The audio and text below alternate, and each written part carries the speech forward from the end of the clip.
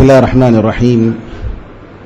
الحمد لله رب العالمين، والصلاة والسلام على سيد الأنبياء والمرسلين نبينا محمد وعلى آله وصحبه أجمعين ومن تبعهم بإحسان إلى يوم الدين.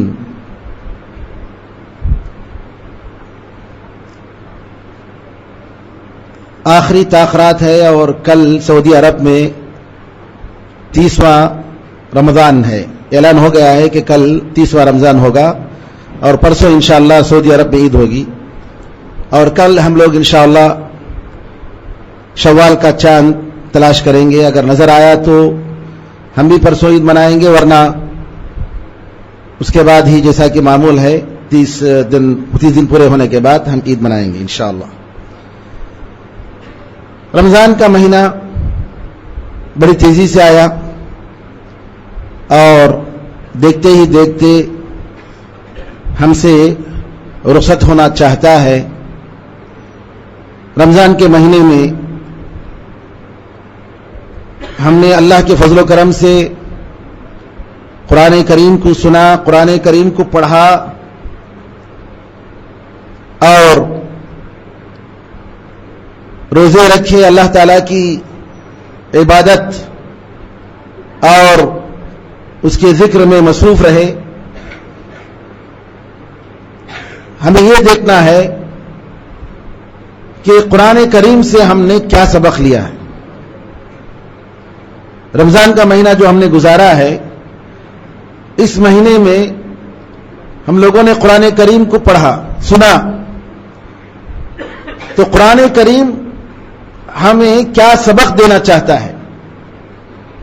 میں ایک 10 موٹی موٹی باتیں یہاں آپ کے سامنے پیش کرنا چاہتا ہوں. اس میں قرآن کریم کی تعلیم کا خلاصہ، تاکہ ہم اس کتاب کے ذریعے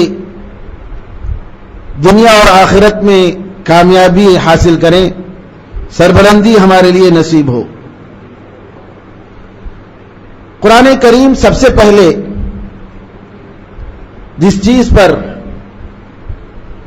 ساری انسانیت کو بلاتا ہے وہ ہے اللہ تعالی کی وحدانیت،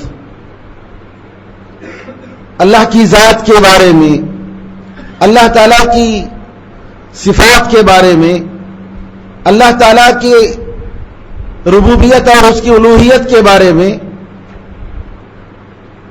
قرآن کریم میں اللہ تعالیٰ نے جا بجا ذکر فرمایا ہے. بلکہ شاید ہی کوئی آیت ایسی ہوگی جس میں اللہ تعالیٰ کے نام اور اس کی صفات اور اس کی شان کا ذکر نہ ہو. ہر آیت میں، ہر صورت میں آپ دیکھیں گے قرآن کریم کا یہ اہم موضوع ہے، یہ مرکزی موضوع ہے کہ جس کے بغیر کسی انسان کا ایمان پورا نہیں ہو سکتا ہے. اللہ تعالیٰ کی ذات کو پہچاننا، اللہ تعالیٰ سے قربت حاصل کرنا، اس کی عظمت اور اس کی شان کا اعتراف. اگر کوئی بندہ قرآن کریم کا کھلے دل سے مطالعہ کرے، اخلاص کے ساتھ مطالعہ کرے، اس نتیجے پر پہنچتا ہے کہ اللہ تعالیٰ اپنے اس کلام پاک کے ذریعے چاہتا یہ ہے کہ بندے اللہ تعالیٰ کی ذات کو پہچان کر اس کی عبادت اور اس کی بندگی میں لگ جائیں. بندوں کی طرف سے بندگی اور عاجزی کا اظہار اور اللہ تعالیٰ کی قربت کے لیے عمل کی کوشش، مسلسل عمل، یہ اہم موضوع ہے جو قرآن کریم کا ہے. علامہ ابن قیم رحمۃ اللہ علیہ فرماتے ہیں کہ قرآن کریم کا اگر مطالعہ کریں گے تو پورے کا پورا قرآن توحید پر مشتمل ہے، پورے کا پورا قرآن. کیونکہ قرآن کریم میں یا تو اللہ تعالیٰ کی اعمال اور اس کے جو صفات ہیں اس کا ذکر ہے،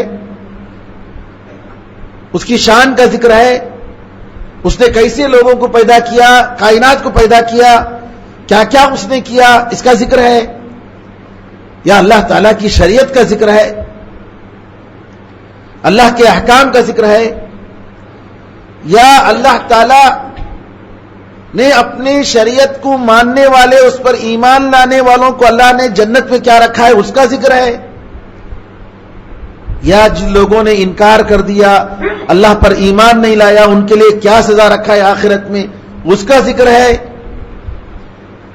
یا دنیا میں اللہ تعالیٰ نے اپنے بندوں کے ساتھ کیسا سلوک کیا اور اللہ تعالیٰ کے نافرمان بندوں کے ساتھ کیا حال ہوا، ان پر کیسا عذاب آیا، ان کی قوموں پر، انبیاء کی قوموں کے ساتھ کیسے سلوک کیا گیا، یہ ذکر ہے، یہ خلاصہ ہے۔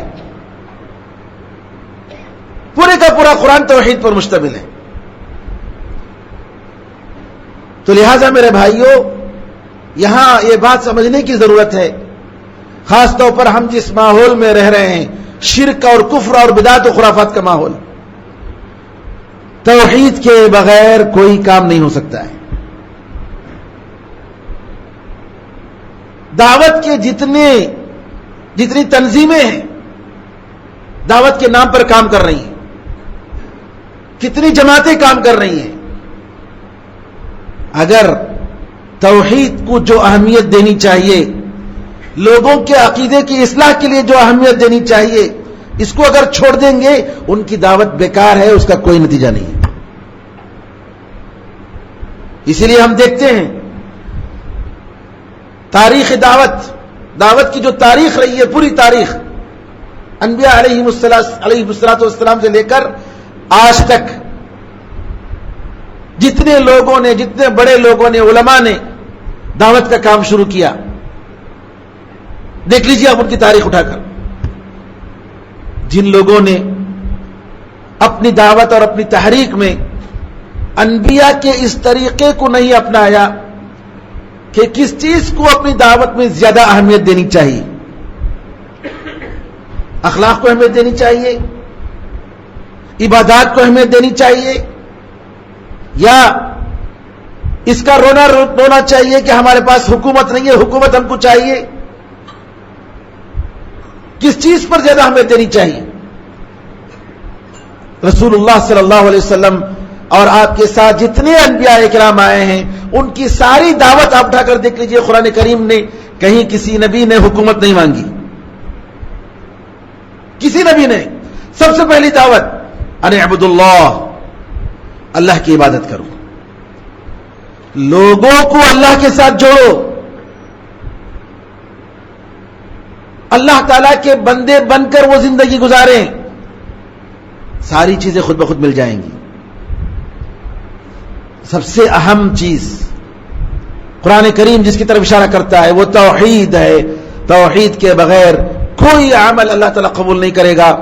ہماری زندگی میں، ہماری تعلیم میں، ہمارے عادات و اطوار میں، ہمارے محلے میں، ہمارے ہر چیز میں توحید کو اہمیت دینی چاہیے۔ قرآن کریم کا یہی طریقہ ہے، قرآن کریم کا یہی انداز ہے۔ جنگ بدر میں مال غنیمت کے بارے میں صحابہ میں اختلاف ہو گیا، اللہ تعالیٰ نے سورہ انفال کو نازل فرمایا۔ اللہ نے کہا یسألونک عن الانفال، یہ لوگ مال غنیمت کے بارے میں پوچھ رہے ہیں، قل الانفال للہ والرسول، کہہ دیجئے مال غنیمت اللہ اور اس کے رسول کا ہے، فاتقوا اللہ واصلحوا ذات بینکم، اللہ سے ڈرو۔ کیوں اختلافات اس لیے آ رہے ہیں کہ تمہارے اندر اللہ کا ڈر کم ہو گیا ہے، اختلافات نہیں آنی چاہیے۔ فاتقوا اللہ، سب سے پہلے اللہ کی طرف، اللہ سے ڈرو اور آپسی معاملات کو حل کرو۔ گناہیں کیوں ہوتی ہیں؟ کیونکہ اللہ تعالیٰ کو جیسے پہچاننا ہے ویسے پہچانا نہیں۔ اسی لیے نبی کریم صلی اللہ علیہ وسلم نے فرمایا کہ زنا کرنے والا جب زنا کرتا ہے تو ایمان کی حالت میں نہیں رہتا ہے، چرانے والا جب چراتا ہے تو ایمان کی حالت میں نہیں رہتا ہے۔ تو میرے بزرگوں، ایمان ہمارے گھروں میں، ہماری اولاد میں، ہمارے تعلیمی اداروں میں، مسجدوں میں، جمعے کے خطبوں میں سب سے زیادہ جس چیز پر اہمیت دینے کی ضرورت ہے وہ ہے توحید باری تعالی، وہ اللہ پر ایمان۔ اس کے بغیر کوئی کام ہمارا سدھر نہیں سکتا ہے۔ یہی چیز ہے جس کے لیے اللہ نے کائنات کو پیدا کیا، جنت و دوزخ کو پیدا کیا۔ انبیاء کو بھیجا, کتابوں کو نازل فرمایا. اس کو پڑھنا چاہیے, اس کو سمجھنا چاہیے, توحید کو تفصیل سے جاننا چاہیے, اس کی قسمیں کیا ہیں, اس کی تفصیلات کیا ہیں, کن چیزوں سے اللہ تعالیٰ خوش ہوتا ہے, کن چیزوں سے اللہ تعالیٰ ناراض ہوتا ہے, کون سے ہمارے وہ عقیدے ہیں, وہ خیالات ہیں نعوذ باللہ جو شرک تک لے جاتے ہیں. کیونکہ نبی کریم صلی اللہ علیہ وسلم نے فرمایا کہ شرک میری امت میں جی کالی چونٹی کالے پتھر پر اندھیری رات میں اگر چلے تو جیسے پتہ نہیں چلتا ہے, اس سے بھی بڑھ کر پوشیدہ ہے, اس سے بھی بڑھ کر. اس لیے نبی کریم صلی اللہ علیہ وسلم نے توحید کے خلاف جہاں کہیں بھی دیکھا کہ توحید پر وار ہو رہا ہے, توحید کے خلاف کوئی بات ہو رہی ہے, فوراً نبی کریم صلی اللہ علیہ وسلم نے امت کو ڈرایا, تنبیہ کی فوراً. ایک صاحب آئے, آ کر کہنے لگے ماشاء اللہ وشئت, وہی ہوگا جو اللہ تعالیٰ چاہے اور آپ چاہیں. یعنی اللہ کے ساتھ محمد صلی اللہ علیہ وسلم کو جوڑ دیا, اللہ اور آپ. ہم لوگ بھی کیا کرتے ہیں بھئی اللہ تعالیٰ کا کرم ہے اور حضرت کا کرشمہ ہے, فلاں صاحب کی محنت ہے. نہیں, اور نہیں بولنا چاہیے. اللہ تعالیٰ کا فضل ہے ڈاکٹر صاحب کا علاج, نہیں اور نہیں, پھر اللہ اور اس کے بعد. کیوں؟ ڈاکٹر صاحب کا علاج, فلاں صاحب کی محنت, فلاں صاحب کی سخاوت, یہ سب اللہ تعالیٰ کی توفیق سے ہے. لہذا اللہ تعالیٰ کے برابر کسی کو نہیں رکھنا چاہیے. اللہ اور نہیں, اللہ پھر دوسرے لوگ. کیوں؟ اللہ کی نعمت ہی کی وجہ سے سب کچھ ہوا ہے. نبی کریم صلی اللہ علیہ وسلم نے فوراً کہا بل ما شاء اللہ وحدہ اجعلتنی للہ ندا وہو خلقک. ارے تم نے مجھے اللہ تعالیٰ کے برابر کر دیا جبکہ اس نے تمہیں پیدا کیا ہے. تو میرے بزرگوں, قرآن کریم میں سب سے پہلے اور سب سے آخر, مکی زندگی میں, مدنی زندگی میں, سارے حالات میں عقیدے پر, عقیدے کی اصلاح اور توحید کو مضبوط کرنے پر جو ہے زور دیا گیا. اسی کی وجہ سے سارے مسائل بگڑتے ہیں, سارے معاملات بگڑتے ہیں, اخلاق میں خرابیاں پیدا ہوتی ہیں, معاشرے میں بگاڑ پیدا ہوتا ہے. سب سے پہلا موضوع. اور اسی کی وجہ سے ایک مسلمان لا الہ الا اللہ کہتے ہوئے اسلام میں داخل ہوتا ہے, اور جب لا الہ الا اللہ کہتے ہوئے اس دنیا سے رخصت ہوتا ہے تو اس کو جنت نصیب ہے. تو ہم لوگوں کو اس پر توجہ دینے کی ضرورت ہے.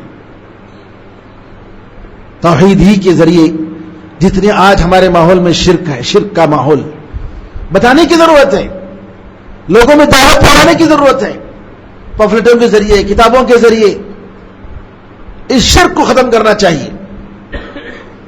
قرآن کریم اسی کا ہمیں حکم دیتا ہے. اس کے بعد دوسری بات جو قرآن کریم ہمیں بار بار جس کی تاکید کرتا ہے وہ ہے نبی کریم صلی اللہ علیہ وسلم کی اطاعت و فرما برداری. شیخ الاسلام ابن تیمیہ رحمۃ اللہ علیہ فرماتے ہیں دنیا میں آج جو بھی خیر ہے, بھلائی ہے, وہ نبی کریم صلی اللہ علیہ وسلم کی بات ماننے اور ان کی اطاعت کرنے کی وجہ سے ہے. اور دنیا میں جو بھی شر ہے, جو بھی برائی ہے, جتنی بھی مصیبتیں ہیں, وہ سب نبی کریم صلی اللہ علیہ وسلم کی مخالفت کرنے کی وجہ سے. آپ نے فرمایا جعل الذلۃ والصغار علی من خالف امری, جس نے میرے حکم کی خلاف ورزی کی اس پر ذلت اور رسوائی لکھ دی گئی ہے اس کے لیے. تو آج نبی کریم صلی اللہ علیہ وسلم کی سنت لاپرواہ جیسی امت نعوذ باللہ آج نبی کریم صلی اللہ علیہ وسلم کی سنت سے لاپرواہ. ہم دیکھنا نہیں چاہتے نبی کریم صلی اللہ علیہ وسلم نے کیسی نماز پڑھی. دین کی بنیادی باتیں ہم لوگ سیکھتے ہیں, کہاں سے سیکھتے ہیں بھائی؟ قرآن و حدیث سے دین سیکھنا چاہیے نا. پڑھتے کیا ہیں؟ شروع میں آپ سے اکثر لوگ جانتے ہوں گے 5 کلمے بھائی. اول کلمہ طیب, دوم کلمہ شہادت, سوم کلمہ تمجید, چوتھا کلمہ کیا ہے؟ توحید تو آ گیا. دوسرا 5واں کلمہ رد کفر ہے. یہ سکھائے جاتے ہیں بچوں کو. نبی کریم صلی اللہ علیہ وسلم نے 5 کلمے سکھائے آپ کو. کون سی حدیث میں ہے؟ یہ 5 کلمے کہاں سے آئے؟ دیکھیں بیسک چیزیں یہ سب, لیکن اسی پر بچے پل رہے ہیں, نوجوان ہو رہے ہیں, اسی پر بڑے بن رہے ہیں, اسی پر مر رہے ہیں. جب تک ہم قرآن اور حدیث کی طرف نہیں جائیں گے کامیابی ہرگز نہیں مل سکتی, ہرگز نہیں مل سکتی. ہم نماز پڑھتے ہیں, میں پوچھتا ہوں آج بھی, اور کتنی مرتبہ ایسے موقع پر اس کا ذکر آیا ہے, نماز میں ہمارا ایک ایک عمل, ایک ایک حرکت, کیوں 5 وقت ہم لوگ نماز پڑھتے ہیں. اللہ اور بندے کے درمیان جو تعلق کا سب سے بڑا ذریعہ نماز ہے, سب سے بڑا ذریعہ نماز. نماز کسی بھی حالت میں معاف نہیں. لیکن کیا ہم لوگ جب تکبیر تحریمہ باندھتے ہیں اس کا کیا پروف ہے جانتے ہیں؟ ہم ہاتھ باندھتے ہیں اس کا کیا پروف ہے ہم جانتے ہیں؟ ہم ہاتھ اٹھاتے ہیں نہیں اٹھاتے ہیں اس کا کیا پروف ہے جانتے ہیں؟ تعلیم ہونی چاہیے. نبی کریم صلی اللہ علیہ وسلم نے ایک مرتبہ ممبر پر چڑھ کر لوگوں کو بتایا نماز کا طریقہ کیا ہے. ممبر چڑھ کر بتایا, رکوع کر کے بتایا, سجدہ کر کے بتایا. آج ضرورت ہے اس بات کی. بڑی بڑی باتیں کرتے ہم لوگ, بڑے بڑے سوالات کرتے, بڑے بڑی چیزیں کے بارے میں معلوم ہو سکتا ہے, باریک چیزیں وہ لکیر کے فقیر اور پتہ نہیں کیا کیا بال کی جو ہے کھال نکالنے کی, لیکن بیسک چیزیں, بنیادی چیزیں ہم لوگ نہیں معلوم ہیں اور ہم لوگوں نے کوشش بھی نہیں کی. یہ بنیادی چیزیں ہیں. 5 وقت ہم نماز پڑھتے ہیں, لیکن نماز کا ہماری ہر حرکت کے لیے کیا پروف ہے, کیا دلیل ہے, یہ ہم جو کر رہے ہیں وہ صحیح ہے کہ نہیں صحیح ہے. کوئی اٹھایا کوئی اٹھایا نہیں, کبھی آپ مرضی آئے تو اٹھا لیے جی. یہ نماز کا طریقہ, یہ ساری چیزیں بنیادی چیزیں ہیں میرے بھائیوں, اس کو سیکھنے کی ضرورت ہے. قرآن اور حدیث کی روشنی میں سیکھنے کی ضرورت ہے. تو نبی کریم صلی اللہ علیہ وسلم کی سنت کی اتباع اور پیروی کرنا, کسی بھی طریقے سے آپ کے کسی بھی حکم کو رد نہ کرنا. آج بہت سارے لوگ کیا ہیں, کتابیں لکھے ہیں کہ قرآن سے حدیث اگر ٹکراتی ہے تو حدیث کو چھوڑ دینا چاہیے. یہ کس نے کہا ہے؟ کہاں سے لائے تم؟ یہ کیسے ہو سکتا ہے کہ حدیث قرآن سے ٹکرائے جب دونوں اللہ کی طرف سے ہے؟ قرآن یہ کہتا ہے کہ وما ينطق عن الهوى ان هو الا وحی یوحى. رسول اللہ صلی اللہ علیہ وسلم اپنی طرف سے بولتے نہیں ہیں, وہ جو بھی بولتے ہیں اللہ کی طرف سے وحی ہے. قرآن نے صاف کہا ہے. قرآن صاف کہتا ہے اللہ اور اس کے رسول کی بات مانو. قرآن کہتا ہے کہ رسول کی بات مانو گے گویا اللہ کی بات مانو گے. من یطیع الرسول فقد اطاع اللہ. تم یہاں کہاں سے لائے یہ نئی چیز کہ حدیث اگر قرآن سے ٹکرائے تو وہ نہیں ماننا چاہیے؟ وہ کیسی حدیث ہو سکتی ہے صحیح حدیث؟ تو یہ ساری چیزیں میرے بزرگوں, آج یہ فتنے بڑی تیزی سے پھیل رہے ہیں. ان فتنہ انکار حدیث, ان لوگوں سے, ایسے افکار سے بچنا چاہیے اور اللہ سے ڈرنا چاہیے. ہمارا ایمان خطرے میں پڑ جائے گا. قرآن میں اللہ نے کہا کہ ان لوگوں کو ڈرنا چاہیے جو نبی کریم صلی اللہ علیہ وسلم کی خلاف ورزی کرتے ہیں کہ وہ فتنے میں مبتلا ہو جائیں گے یا دردناک عذاب ان کو پکڑے گا. تیسری چیز جو قرآن جس پر زور دیتا ہے وہ آخرت. آخرت آپ دیکھیں گے قرآن کریم میں جا بجا آخرت کا تصور, آخرت میں فلاں ہوگا, اس طریقے سے حساب و کتاب ہوگا, جنت کا ذکر, دوزخ کا ذکر, دوزخ والے کیسے بات کرتے ہیں بڑی تفصیل کے ساتھ, اور دوزخیوں کو عذاب کیسے دیا جائے گا. یہ کیوں؟ تاکہ بندوں کو بتانے کے لیے کہ دیکھو بندو, اللہ تعالیٰ کی عبادت نہیں کرو گے, اس کی بات نہیں مانو گے تو یہ انجام ہے تمہارا. آخرت پر ایمان اور اس کو ہمیشہ ہمارے تصور میں رکھنا.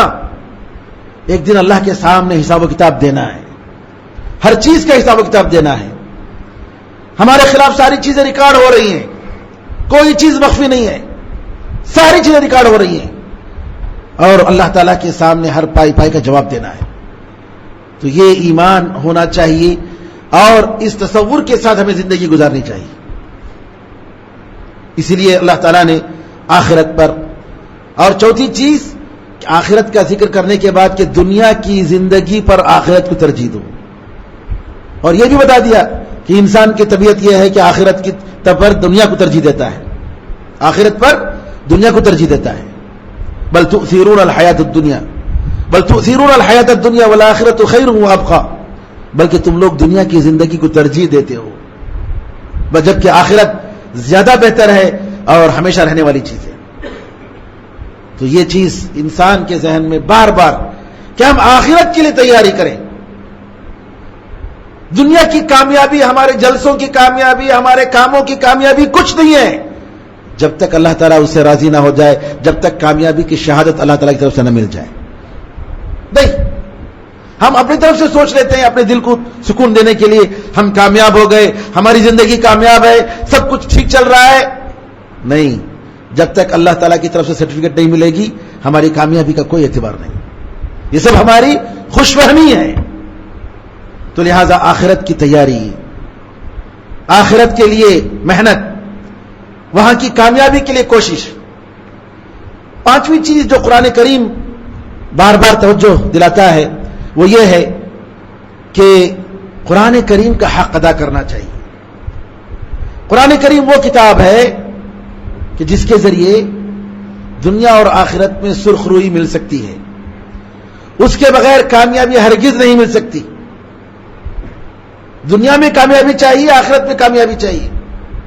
قرآن کریم کی طرف توجہ دیجیے، قرآن کریم کے لیے وقت دیجیے. رمضان میں تو قرآن پڑھتے ہیں، رمضان ہونے کے بعد ختم، پھر اس کے بعد پھر دوبارہ دوسرے رمضان میں. نعوذ باللہ، یہ حالت نہیں ہونی چاہیے. شیخ صالح الفوزان حفظہ اللہ فرماتے ہیں کہ جس شخص نے روز مہینے میں قرآن کریم کو ایک مرتبہ ختم نہیں کیا، کم از کم ایک بار، اگر ایک مہینے میں اگر اس نے قرآن ختم نہیں کیا اس نے قرآن کے ساتھ ظلم کیا، قرآن کا حق ادا نہیں کیا. کم از کم ایک مہینے میں ایک قرآن تو ختم ہو. میرے بزرگوں، تلاوت کلام پاک قرآن کریم پڑھنا یہ بھی ایک فریضہ ہے، یہ بھی فرض ہے. قرآن میں اللہ نے فرمایا کہ جن کو ہم نے کتاب دیا وہ لوگ جیسا پڑھنا چاہیے ویسا پڑھتے ہیں. اس کو سمجھنا، اس پر عمل کرنا، یہ سب مسلمان ہم لوگوں پر فرض ہے، ورنہ قیامت کے دن یہ کتاب ہمارے خلاف دلیل بنے گی، حجت بنے گی اور نعوذ باللہ دوزخ میں جانے کا سبب بنے گی. قرآن کریم ہی کے ذریعے ہم دنیا اور آخرت میں کامیاب ہو سکتے ہیں. قرآن کو فالو کر کے، قرآن پر عمل کر کے انشاءاللہ مسلمان ساری دنیا والوں پر حکومت کر سکتے ہیں. اسی قرآن نے وہ صحابہ کو تیار کیا تھا، اسی قرآن نے جو صحابہ پوری دنیا میں چھا گئے تھے، جنہوں نے سویلائزیشن سکھایا. جی تمدن کیا ہے انہوں نے سکھایا، صحابہ رضی اللہ عنہ اجمعین نے. اس صحابہ رضی اللہ عنہ اجمعین کی اس جیل کو اور اس جماعت کو تیار کرنے والی چیز کیا تھی؟ قرآن کریم. چھٹی چیز قرآن ہمیں بتاتا ہے کہ شیطان ہمارا کھلا دشمن ہے اور شیطان سے ہم ہمیشہ چوکنا رہنا چاہیے. ہم لوگ زیادہ توجہ نہیں دیتے ہیں، شیطان کے مکر و فریب سے ہم زیادہ اپنے آپ کو بچانے کی کوشش نہیں کرتے ہیں، جبکہ قرآن حدیث میں آتا ہے کہ شیطان ہمارے رگوں میں اسی طریقے سے دوڑتا ہے جیسا خون دوڑتا ہے. ان الشیطان یجری من الانسان مجرى الدم. تو لہذا ہمارا فرض ہے کہ ہمیشہ ہم آپسی تعلقات میں، گھریلو معاملات میں کہیں ایسا نہ ہو کہ شیطان کی وجہ سے یہ سارے مسئلے ہو رہے ہوں. نعوذ باللہ من الشیطان الرجیم. ہم اپنے دلوں سے کدورتوں کو نکالنا چاہیے، ایک بھائی کے خلاف جو عداوت ہے اس کو نکالنا چاہیے، کیونکہ قرآن کریم میں اللہ تعالیٰ نے ایک حقیقت بتائی، انسان اگر دشمن ہے تو کسی بھی طریقے سے وہ راضی ہو سکتا ہے. آپ اس کو تحفہ دے کر راضی کر سکتے ہیں، اچھا سلوک کر کے راضی کر سکتے ہیں، دشمن کو اپنا جو ہے جگری دوست بنا سکتے ہیں. یہ انسان کے بارے میں. لیکن اللہ تعالیٰ نے کہا کہ شیطان کے بارے میں جب ذکر کیا تو کہا کہ استعذ باللہ انہو ہو، اللہ تعالیٰ ہی جو ہے بچا سکتا ہے شیطان سے، شیطان کے شر سے. شیطان کو آپ رشوت دیں، پیسے دیں، کچھ بھی دیں، شیطان آپ سے خوش نہیں ہوگا جب تک کہ شیطان آپ کو برباد نہ کر دے. کچھ بھی دیں گے آپ، انسان خوش ہو سکتا ہے، دوست بن سکتا ہے، لیکن شیطان کی جو دشمنی ہے وہ شیطان انسان کی دشمنی ازلی دشمنی ہے. وہ کسی بھی حالت میں آپ سے خوش نہیں ہوگا. کب خوش ہوگا؟ جب آپ شرک کریں گے، جب آپ کفر کریں گے، جب آپ بڑا گناہ کریں گے، جب اللہ کی نافرمانی کریں گے، تب وہ آپ سے خوش ہوگا. تو لہذا اللہ تعالیٰ نے فرمایا لا تستوی الحسنۃ ولا السیئۃ ادفع بالتی ہی احسن. اچھے اور برے دونوں کام برابر نہیں ہو سکتے ہیں. بری چیز کو اچھے بہتر طریقے سے تم اس کو دور کرو. فإذا الذی بینک وبینہ عداوۃ کأنہ ولی حمیم. آپ اور آپ کے دوست ایک انسان کے درمیان اگر دشمنی ہے تو آپ اچھے طریقے سے اس کو دور کرتے ہیں برائی کو، تو ایسا ہو جائے گا کہ بالکل خاص دوست آپ کا بن گیا. پھر اللہ نے کہا وَإِمَّا يَنزَغَنَّكَ مِنَ الشَّيْطَانِ فَاسْتَعِذْ بِاللَّهِ إِنَّهُ هُوَ السَّمِيعُ الْعَلِيمُ. شیطان کا بات بھی ذکر کر کے کہا شیطان کی طرف سے کوئی وسوسہ آئے تو اللہ تعالیٰ سے پناہ مانگو، بے شک اللہ تعالیٰ سننے والا اور جاننے والا ہے. اللہ کے سوا کوئی تمہیں بچا نہیں سکتا شیطان کے جو حملے ہیں. تو لہٰذا انسان کو چاہیے اذکار کی پابندی کرے. صبح و شام اذکار کی پابندی انسان کی زندگی کے لیے بہت ہی مفید ہے. اتنے اثرات آپ کو پتہ نہیں چلے گا، اس کے اتنے فوائد ہیں یہ صبح و شام کے جو اذکار ہیں. ساتویں چیز قرآن ہمیں بتاتا ہے کہ گناہوں کی وجہ سے جی انسان برباد ہوتا ہے. قارون، فرعون، ابو جہل، ابو لہب، قوم نوح، قوم ہود، قوم صالح، جی ساری تاریخ اللہ نے کہا کہ سب گناہوں کی وجہ سے انسان کے جو گناہ ہوتے ہیں وہ انسان کو برباد کرتے ہیں. لہذا انسان کو ہمیشہ اپنے نفس پر اور اپنے عمل پر نظر رکھنا چاہیے اور اپنے نفس کے ساتھ محاسبہ کرنا چاہیے. آج مجھ سے کون سا بڑا کام ہو گیا؟ اور بعض کام دل کے کام ہوتے ہیں جو نعوذ باللہ انسان کو برباد کر دیتا ہے. دل میں انسان ایسا سوچتا ہے میں بڑا ہوں، میں ہی سب سے بڑا ہوں، میں فلاں ہوں، میرے بغیر کچھ نہیں ہو سکتا. نعوذ باللہ ہرگز نہیں. یہ ساری چیزیں کہ میں یہ چیز یہ نکالنا چاہیے، اپنے دل سے نکلنا چاہیے. اللہ تعالیٰ آپ کو پسند نہیں ہے. ابلیس نے کہا تھا انا خیر من، کہ میں آدم سے بہتر ہوں. انا کا لفظ جو میں کا لفظ نہیں، میں پناہ نہیں، ہرگز نہیں آنا چاہیے. جو بھی ہے اللہ تعالیٰ کا ہے، اللہ کے فضل و کرم سے ہے. تو لہٰذا انسان کو چاہیے کہ اپنے گناہوں پر نظر رکھے، اپنے عمل پر نظر رکھے. آٹھویں چیز قرآن کریم اس بات کی تاکید کرتا ہے کہ نیکی کا حکم دے اور برائی سے روکے. نیکی کا حکم دینا، برائی سے روکنا.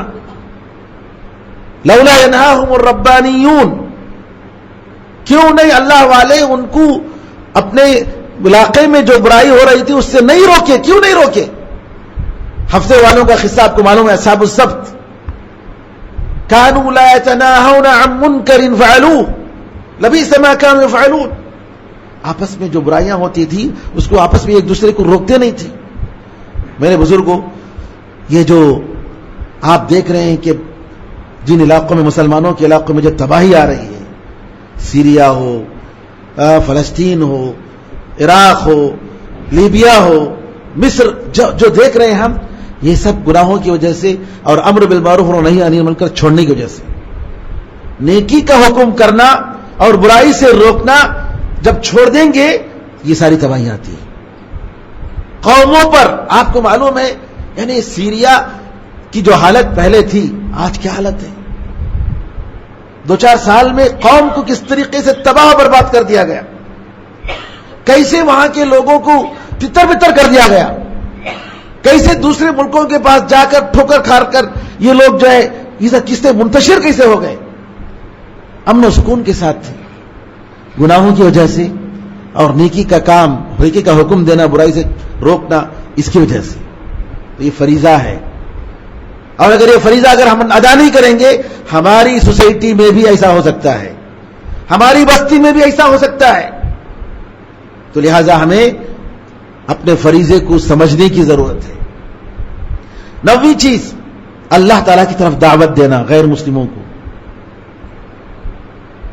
ہم جس ماحول میں رہ رہے ہیں میرے بھائیوں، آپ یاد رکھیے کفر کبھی خاموش نہیں رہتا ہے.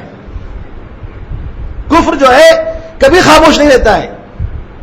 مسلمان کچھ بھی نہیں کریں جی، وہ لوگ جو ہے ہر طریقے سے صبر کریں، برداشت کریں، تب بھی کفر خاموش نہیں رہے گا. وہ لوگ مسلمان کو، اسلام کو جی کسی بھی حالت میں برداشت نہیں کریں گے. لہذا ضرورت ہے اس بات کی کہ ہم چوکن نہ ہوں. میڈیا میں ہمارے آدمی ہوں، کورٹ میں ہمارے آدمی ہوں. ہمارے آدمی سے مراد نام کے مسلمان نہیں، بہت ہیں وہ لوگ نام کے مسلمان جو مسلمان اپنے آپ کو بولا بھی نہیں چاہتے، بتانا بھی نہیں چاہتے کہ مسلمان ہو. نعوذ باللہ. کیسے لوگ، کتنے لوگوں کی تعداد ہے ایسی. کسی فنکشن میں مسلمان بلائیں گے تو نہیں بھائی مسلمان کے فنکشن میں نہیں آتا. ارے تم مسلمان ہو، تمہیں اسلام پر تمہیں خوشی نہیں ہے، تو اپنے بھائیوں کے ساتھ بیٹھنا نہیں چاہتے ہو. تو میرے بزرگوں آج ضرورت ہے اس بات کی کہ ہمارے ملک میں امن و امان قائم کرنے کے لیے، ہمارے ملک کی ترقی کے لیے ہمارے جو اہم حصے شعبے ہیں، ان شعبوں میں ہمارے لوگ ہونا چاہیے. اس کے لیے تیاری کرنی چاہیے، تیاری کرنی چاہیے.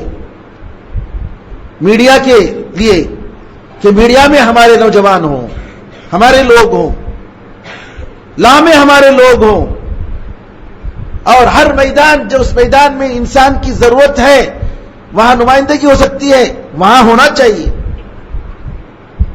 اسی کی وجہ سے آج ہم لوگ ہر جگہ پیچھے ہیں. لیکن کب ہوں گے؟ جب اسلام کے ساتھ، اسلامی تعلیمات کے ساتھ.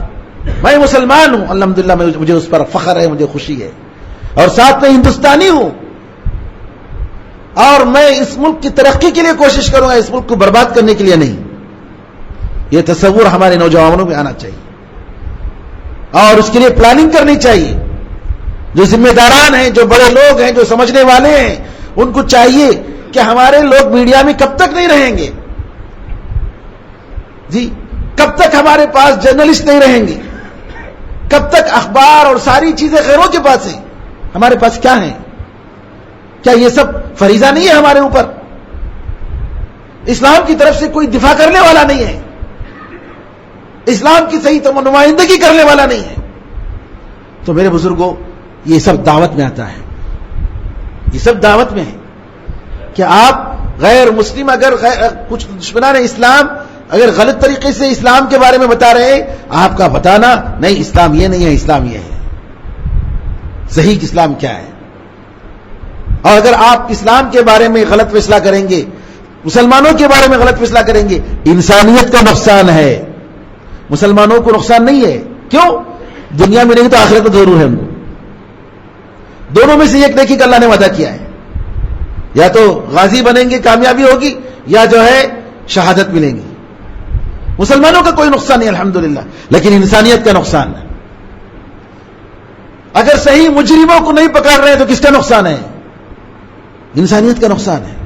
آج کیا کر رہے ہیں؟ کوئی بھی غلطی کرتا ہے، کوئی بھی مار دیا، اٹھا کر مسلمانوں پر ڈال دی. ظلم جو ہے، ظلم سے کبھی کوئی ملک ترقی نہیں کرتا ہے، برباد ہوتا ہے. انصاف، کمزوروں کا حق، اقلیت اور مائنارٹیز کا حق ملنا چاہیے. تو میرے بزرگوں دعوت اللہ کی بہت سارے فیلڈز ہیں. صرف جو ہے غیر مسلموں میں وہ بھی ایک بہت بڑا کام ہے، لیکن یہاں ایسے پوزیشنوں میں جا کر اچھے مسلمان بن کر کام کرنا اور بتانا کہ الحمدللہ میں مسلمان ہوں، میں امانتدار کے ساتھ، امانتداری کے ساتھ میں کام کرتا ہوں، یہ بتانا یہ خود بھی ایک اسلام کی چیز ہے الحمدللہ، یہ بھی ایک دعوت ہے. آخر میں قرآن کریم جیسا کہ انبیاء کی دعوت، اچھے اخلاق، اچھے کیریکٹرز، ناپ تول میں کمی مت کرو، خیانت مت کرو، گناہوں سے بچو.